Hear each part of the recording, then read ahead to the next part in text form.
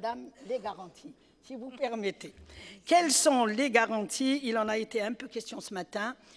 Tout le monde parle de l'arbitrage. Donc la première garantie, c'est l'arbitrage comme mode de règlement des différends. Bien évidemment, lorsque vous lisez, il y a la résolution amiable, enfin, le règlement amiable, le recours au juge étatique et le recours à l'arbitrage. Et là également, lorsqu'on regarde ces accords, on trouve une très grande ouverture en matière de recours à l'arbitrage. Il y a l'arbitrage ad hoc, il y a l'arbitrage institutionnel. Il y a une sorte de liberté qui est laissée à l'investisseur pour choisir la voie.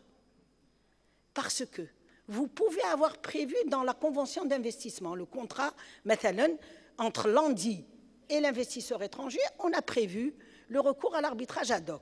Eh bien, l'investisseur, lorsque le litige naît, va complètement oublier qu'il s'est engagé dans la convention d'investissement et il va demander à son État d'endosser sa réclamation et de saisir, c'est pas d'endosser ça, il va saisir le CIRDI, oubliant complètement l'engagement qu'il a pris dans la convention d'investissement de recourir à notre type d'arbitrage. Parce qu'en matière d'arbitrage d'investissement, nous n'avons pas la même conception de la clause compromissoire.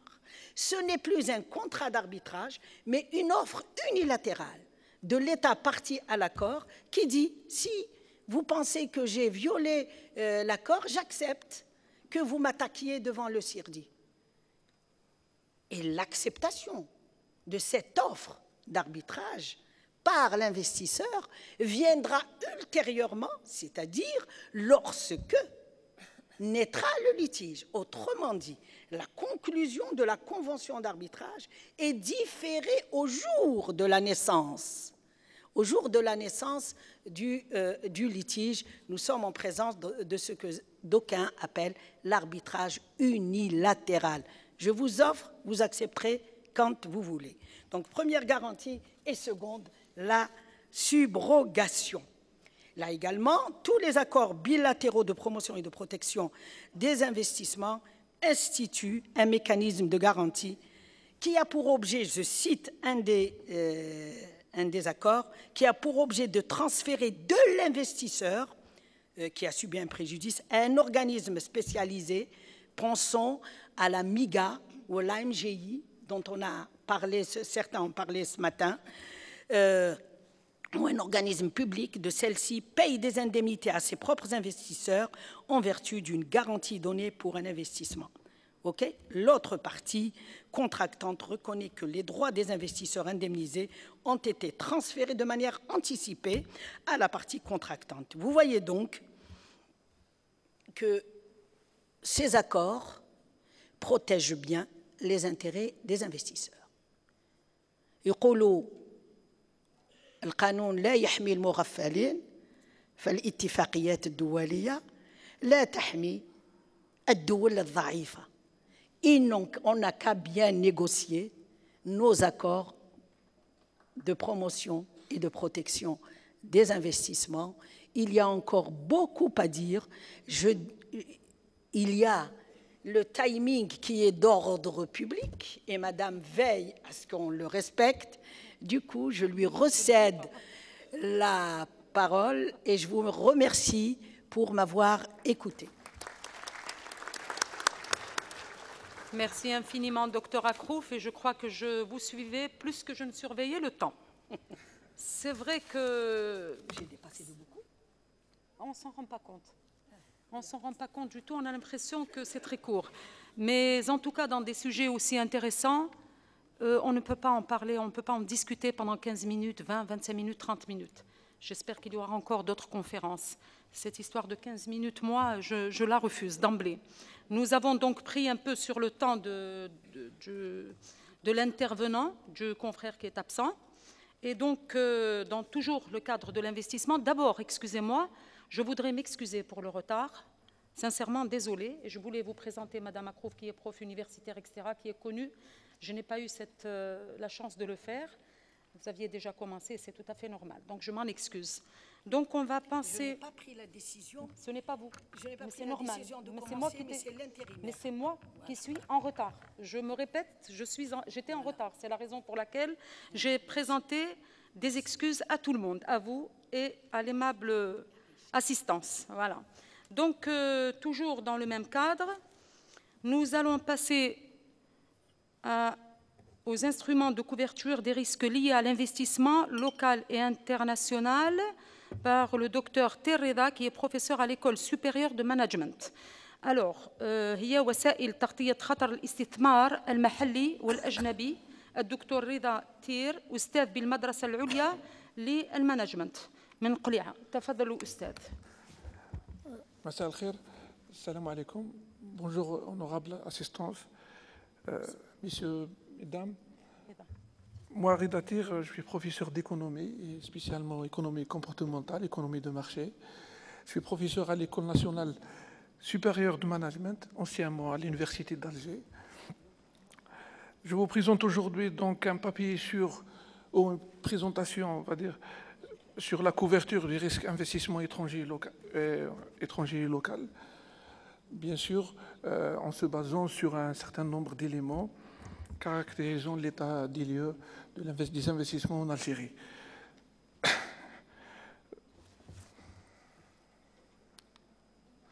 En l'absence d'un micro-baladeur, c'est un peu difficile un micro-baladeur. Oui, pour pouvoir bien expliquer. Mais quand même, j'enchaîne. Donc, compte tenu de l'état de l'investissement en Algérie, je considérais jusqu'à hier soir qu'un séminaire sur la protection des investissements en Algérie est d'une importance cruciale.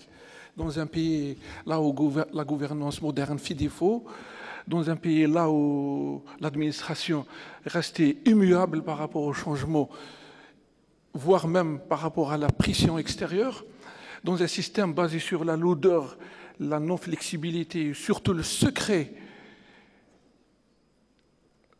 l'investisseur étranger a carrément, je dis bien, a carrément boudé l'Algérie. Notre ami et collègue tout à l'heure, le député M. Chehouari, nous a dit que l'investissement était de zéro en 2019.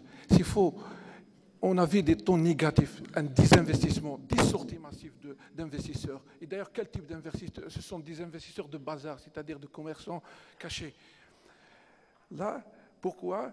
Et je rejoins tout à l'heure je rejoins donc les gens qui ont exposé depuis ce matin l'existence de l'insécurité juridique. Comment elle se manifeste, cette insécurité juridique? Eh bien, c'est la complexité des textes.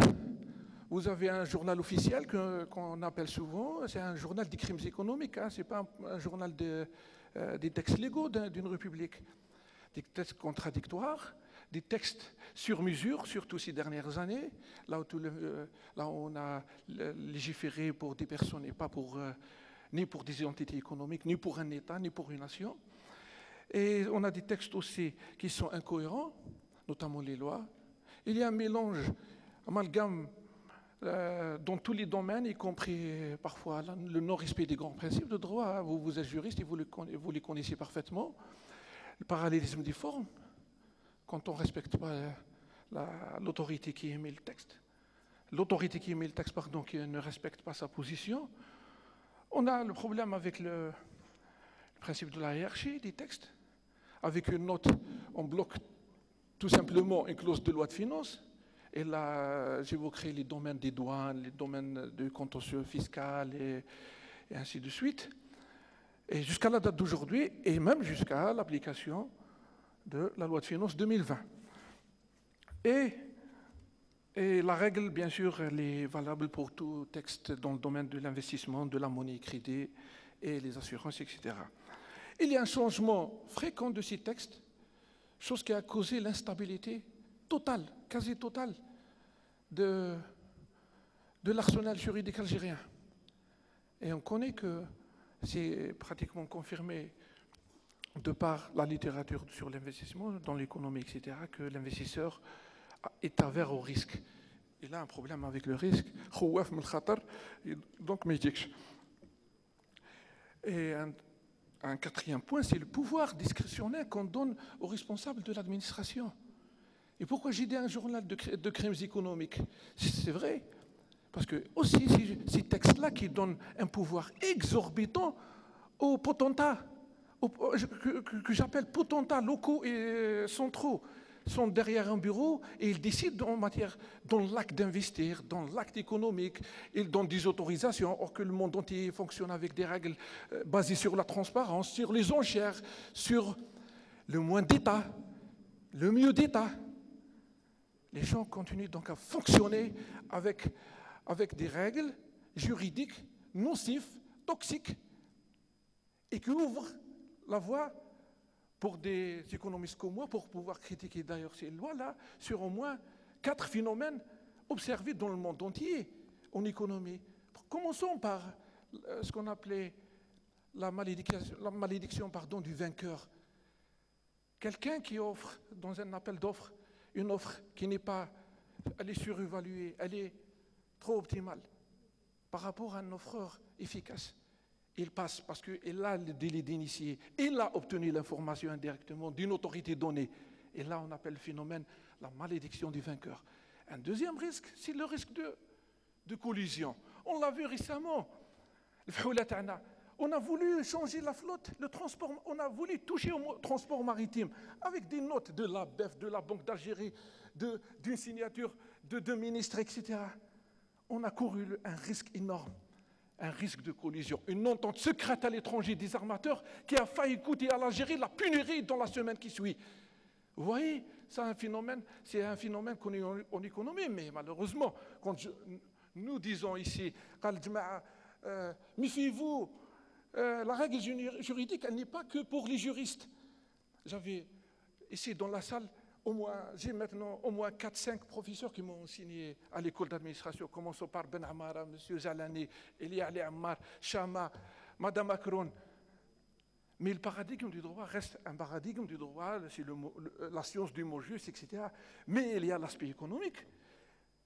Faudrait-il aussi se pencher sur l'aspect psychologique même?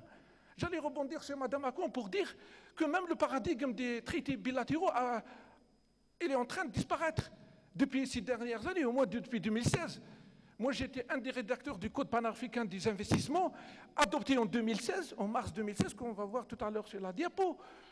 Et la tendance actuellement, elle est d'abandonner, il y a même des clauses dans le texte d'abandonner les traités bilatéraux. Pourquoi avoir un engagement? Bien sûr, il y a cette question des chiffres. 48, moi j'ai 48 en consultant hier le site de l'ARCNUSET. L'ARCNUSET organise une instance des Nations Unies. On a 48 et 7 multilatéraux. Madame Macron disait 44. Un autre chiffre, ce matin, je ne sais pas de quoi, autour de 46 ou quelque chose comme ça. Et au total, on a une centaine de textes. C'est bien sûr si on totalise l'ensemble des textes liés à la protection des investissements, et chose qui n'est pas normale. On a fait une étude à l'époque, on avait fait une étude sur 18 pays africains, et la tendance était le jour où l'accord arrive à expiration, l'abandonner carrément. Salam alaikum. L'Afrique du Sud de 112 à 80, l'Égypte de 120 à 87. Parce que, tout simplement, on ne doit pas avoir plus d'engagement. Elle a terminé, elle a bien fait, donc Mme Macron, la conclusion, disons que le Bouldan Dhaïfa, dans ses accords. Les accords ne protègent plus les Bouldan Dhaïfa, ces États faibles. Et pourquoi avoir plus d'engagement à travers ces accords? Donc il faut commencer à abandonner. Il ne faut pas partir comme ça, signer en initial, comme on veut un ministre qui part dans un pays donné, il signe, il revient. Et puis l'ensemble, vous voyez, dans le site de la CNUSET, à l'échelle mondiale, 2900 accords. Il n'y a que 2300 qui sont en force, c'est-à-dire en exécution. Et puis cette différence de 600, elle est où? Elle n'est pas exécutée. Un autre aspect dans les investissements, c'est que comment nous, on voit l'autre. À certains moments, dans des négociations avec les Espagnols, les Algériens disaient « Ah oui, oui, vous êtes classé premier chez nous. » Vous êtes 14e chez nous. Parce que à cette époque-là, je voyais l'accord, par exemple, de la convention de non-double imposition, qui est un ensemble d'une vingtaine de pages pour les accords algériens, les 23 ou les 32, qui sont, ou la trentaine qui est en vigueur, 22 pages qui sont mal écrites, devant un accord de non-double imposition entre l'Espagne et l'Inde de l'ordre de 1200 pages. Toutes les éventualités détaillées, tous les scénarios sont là. Et c'est ça l'économie, c'est ça le droit.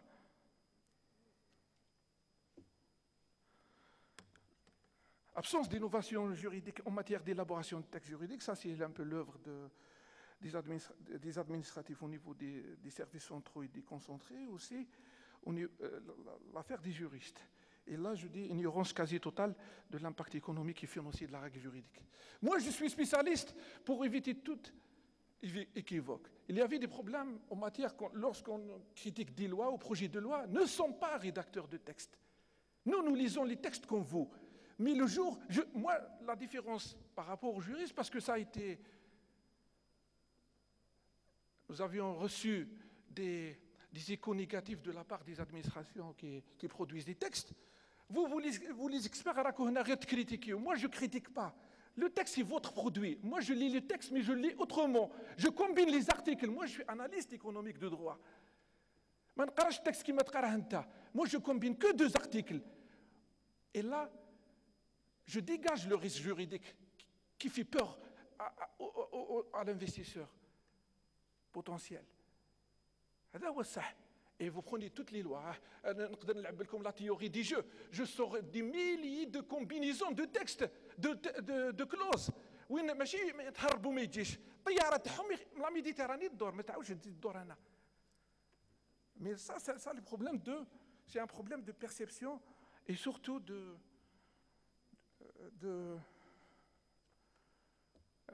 respect de l'autre. C'est-à-dire, lorsqu'il y a une critique à propos d'un texte juridique, il faut respecter encore une fois les gens. Parce qu'on ne part pas des mêmes principes, on ne compare pas aussi les règles juridiques aussi à partir des mêmes disciplines, etc. Donc, pour cette conférence, j'avais préconisé donc de présenter une approche parmi les 3, mais les 3 sont connus dans la littérature à l'échelle mondiale. Il s'agit bien sûr du renforcement des textes juridiques. Il faut faire de l'analyse économique du droit, c'est une nouvelle discipline. On est en train de la vulgariser, au moins au plan académique aussi en Algérie, dans les universités. Et bien sûr, elle est difficile et elle est hyper demandée, et parce qu'elle combine plusieurs disciplines, hein, économie, droit, psychologie, etc. Et surtout, le thème d'aujourd'hui, c'est l'analyse et l'évaluation des risques d'investissement et comment peut-on les couvrir. Voilà, c'est un peu la page initiale du document qu'on avait rédigé à l'époque à l'Union africaine en collaboration de l'ECA et qui s'appelle le Pan-African Investment Code. Et dans le code, il y a 2 choses nouvelles. Il y a bien sûr l'abandon des textes que vous avez actuellement, les BITs ou les TB ou les multilatérales, etc. Il n'y a plus de textes. L'Afrique a évolué, hein. Les Algériens considèrent que l'Afrique, c'est le Hadiq al-Khalfiya. Ah ouais, il faut courir les risques en Europe. L'Afrique, elle est plus dangereuse qu'avant, hein, par rapport au reste des continents, parce qu'il y a les grandes puissances, les États-Unis, la Turquie, la Chine, Israël, l'Australie en bas, etc. Tout le monde donc a profité donc des ressources naturelles, des minerais, des plages, des océans, des mers, du tout. Donc ça, c'est un peu le texte que vous pouvez bien sûr le consulter sur le site de l'Union africaine et qui décline totalement cette possibilité donc de renouveler les accords bilatéraux. Il y a l'accord, il y a ce code panafricain, bien sûr, pour le continent africain, comme on avait la ZLECAf il y a quelques mois depuis sa signature et l'entrée en vigueur en juillet 2020 de la zone de libre-échange africaine qui est un seul accord avec un certain nombre d'annexes. La même chose, on aura bientôt un débat sur l'investissement à travers le Code panafricain des investissements. Et moi, mon approche, c'est de réduire, bien sûr, les engagements internationaux par le biais de ce code. En Algérie, on a 48, je l'ai dit tout à l'heure, et on a 7 traités multilatéraux. Exemple, voilà, tous les 7 qu'on a, bien sûr, qui sont déjà mentionnés sur le site de la CNUSED. Je l'ai tiré directement hier. C'est-à-dire, la CNUSED fait beaucoup de recherches en matière de collecte d'informations des États. Donc, le risque d'échec est pratiquement zéro. L'approche d'aujourd'hui, elle se base sur une approche par les risques. Et avant d'entamer l'approche par les risques, je continuerai sur les différents risques qu'on court suite à la mauvaise élaboration des règles juridiques, bien sûr. Quand je dis mauvaise, c'est-à-dire sans tenir compte de l'impact ni financier, ni économique, ni même psychologique de la règle juridique. Il y a le risque, donc on a les risques de collusion, on a parlé aussi de la malédiction du vainqueur. Il y a le risque de corruption. Et d'ailleurs, tous les textes algériens ouvrent le champ immédiatement à la corruption. On lit entre les lignes ou à l'intérieur des lignes, il y a toujours un vide qui permet au potentat derrière le bureau de vous demander des pots de vin. C'est simple, dans tous les textes. Prenez les 5 codes fiscaux, prenez le code des investissements, prenez le code des eaux, prenez tous les codes qu'on a, toutes les lois. Il y a toujours des brèches ouvertes, bien sûr, aux organes administratifs pour pouvoir, bien sûr, faire naître cette tendance à la corruption. Et donc ça, c'est connu en économie. Je le dis devant des gens de droit, mais pour nous, c'est une analyse, c'est un modèle, et c'est tout. Et il y a un autre phénomène que aussi la réglementation, la législation algérienne cultive, c'est bien ce qu'on appelle le phénomène du passager clandestin. Le passager clandestin. Tous les textes sont basés sur كلش باطل. ما كاش كلش باطل. Pourquoi ça crée déjà un décalage entre nous et les investisseurs étrangers. Il n'y a pas de foncier gratuit. Il n'y a pas d'avantages fiscaux et parafiscaux. Ça, c'est de la littérature des années 80. On est en train de la reconduire même dans la loi de finances. Dans la loi de finances 2020. On continue à puiser dans le budget de l'État, ouvrir des brèches, main-d'œuvre bon marché, financer la NEM, أجبد من التريزور. C'est quoi ça? أنا نعرف حياتي. Il y a les économistes de droite. Ces économistes optent pour les allègements fiscaux. Les économistes de gauche, ils sont là pour dam, mais quel type de soutien? Il y a un soutien dans les frais fixes, par exemple, dans les coûts fixes des projets. Mais en dehors de ça, mais qu'est-ce que sur une multitude d'aspects? Vous voyez l'état actuel maintenant de l'investissement. Il y a une désindustrialisation. Il y a un désinvestissement dans le pays. Et puis, il nous reste, bien sûr, rapidement, il ne me reste que donc de déclarer ma dernière approche qui se base sur le recours aux organismes multilatéraux pour pouvoir couvrir les risques investisseurs. Le risque investisseur, c'est un risque un peu particulier, il est spécifique. Pourquoi? Parce que maintenant, à l'instant T, lorsqu'un investisseur allemand ou un investisseur italien demande à ce qu'il mette un investissement en Algérie, il demande un organisme d'assurance de crédit là-bas dans son pays.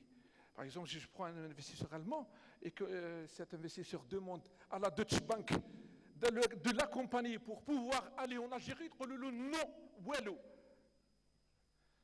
وما يجي حتى واحد ما همش يضربوا في الايروبور ولا باش يجوا. وافيك سي règles, ils ne feront jamais. Je vous dis, s'il n'y aura pas un toilettage du journal officiel, on élague de plus en plus l'ensemble des lois qui sont répulsives et qui n'encouragent en aucun cas les investisseurs. Il reste un seul moyen, un parmi, en fait, un petit groupe un petit ensemble de moyens. C'est le recours aux organismes dans lesquels on cotise. Normalement, il y a la Banque mondiale, la Banque islamique de développement et la Banque africaine de développement, là où on est 9e contributeur et 4e respectivement. Et c'est là où on pourra faire quelque chose. Le gouvernement algérien pourra, bien sûr, recourir à l'aide d'une tierce partie en matière d'investissement. Sauf إذا قنعوهم ماليهم البرا باش يقدروا يجيو dans un pays comme l'Algérie. D'accord? Comment? Il y a ces filiales-là qui appartiennent à ces banques-là. Et comme nous, on contribue كاش ما جاتكم حاجه سمعتوا نهار جات لابيد على مي اون بلاس على فينونسي ان بروجي نو لاباد une étude au ministère des Finances 150 ou 2 millions de dollars ou 3 millions de dollars c'est tout mais le monde entier bénéficie donc de l'apport de ces banques y compris un certain nombre d'autres banques telles que la BADIA, le FADESC, le Fonds koweïtien, le Fonds monétaire arabe et la Banque mondiale, etc. Et même il y a des pays qui sont intelligents, ils ont eu recours même à l'agence de développement japonaise, JETRO, l'agence française de développement, etc. Tout le monde donc bénéficie des financements disponibles à l'échelle internationale. Couvrir, il me reste combien? Parce que c'est important. Oui. Moi, j'ai pris la décision, parce qu'il y a eu un absent, de prendre un peu sur le temps de chacun. Normalement, c'est 3 minutes pour vous. D'accord, rapidement. Et quand on dit qu'il faut passer par un organisme dans lequel on contribue, ça c'est l'atout qui nous reste. C'est-à-dire recourir à la BAD avec ses fonds ou la Banque islamique avec sa filiale qui s'appelle CACE en français ou l'ISEC en anglais, qui couvre les risques. Et pour revenir encore une fois, je pense le juriste américain, M. Jerry,